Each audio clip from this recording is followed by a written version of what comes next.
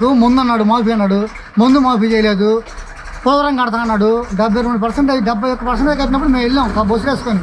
మేము తిరిగి చూసాం, మా దగ్గర ఫోటో కూడా ఉన్నాయి. ఫస్ట్ చెక్క ఎత్తిన రోజు మేము వెళ్ళాం బాబు గారు. ఆ ఆటకే అన్నీ పెడతాం అయిపోయినాయి కాణాలన్నీ. ఆ స్కిల్వేలు, ఆ ఇసుకలో కట్టిన గోడ అవి మొత్తం మేము లోనికల్లా తిరిగి చూసాం. అప్పటికే అన్నీ అయిపోయినాయి. ఇంకా నువ్వు దాన్ని కట్టేది ఏంది? 30% కట్టి నువ్వు మీ నాన్న బొమ్మ పెట్టుకొని మంచిగా ఓపెన్ చేసుకొని ఇలా పండగ చేసుకో. మాకు పండగ అయింది, నీళ్ళు వస్తాయి. ఎవడు కడితేమన్నారా, ఇద్దరు కట్టారో ఒడ్డెక్కాం అనుకుంటాము. దాన్ని జోలికి పోతుంది. అమరావతి అట్నే వదిలిపెడితే చదువుకున్న బిడ్డలు ఉద్యోగాలు లేక అల్లాడిపోతున్నారు.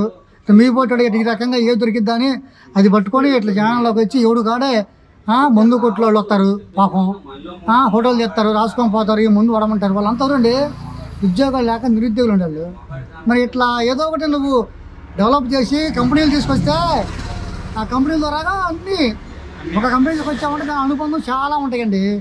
ఒక కారు తయారు చేస్తారు అంటే ఎవడున్నా ఒకడు, ఆ కారు కింద చాలా ఉంటాయి. బోర్ తయారు చేసేవాడు ఒకడు, అన్నీ వాడు తయారు చేయడు.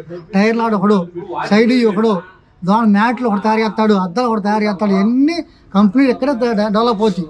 చిన్న అవన్నీ తెచ్చి వాడు కొనుక్కొని జాగ్రత్త దాన్ని తయారు చేసుకొని వాడు జిఎస్టీ చేసుకొని అమ్ముకుంటాడు.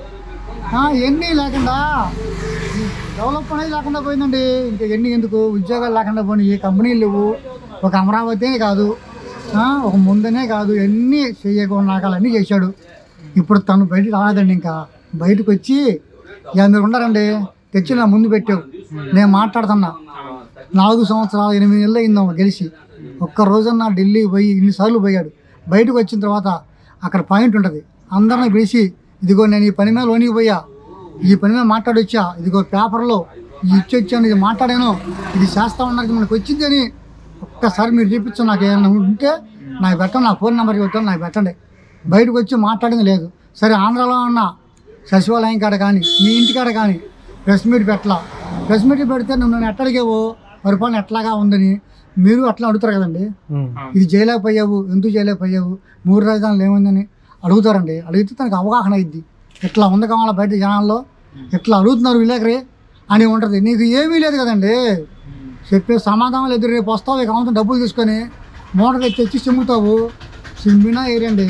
ఆ కాసేపు డబ్బులు తీసుకుంటే రాష్ట్రం నాశనం అయిపోయింది. నువ్వు 5 ఏళ్ళు కాదు, నువ్వు ఓటుకు 10 ఏళ్ళు ఇచ్చినా కూడా జనం ఓటేరు.